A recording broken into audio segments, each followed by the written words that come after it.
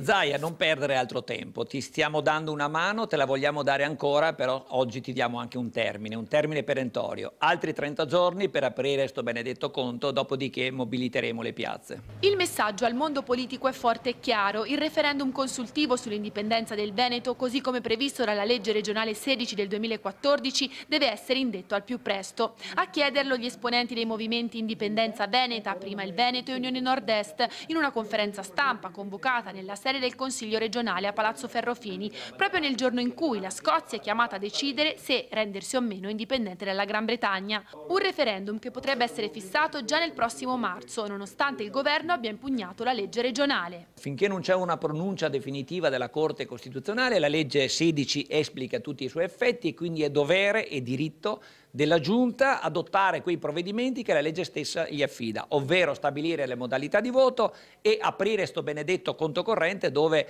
già migliaia di cittadini chiedono sempre dove versare il contributo. Una richiesta, quella degli indipendentisti, accompagnata dal deposito di 20.000 firme di cittadini raccolte negli oltre 300 gazebo allestiti ad agosto in tutto il Veneto e consegnate al Presidente del Consiglio regionale Clodovaldo Ruffato. Annunciato per la fine di ottobre anche un evento durante il quale sarà illustrata la proposta di una fiscalità veneta.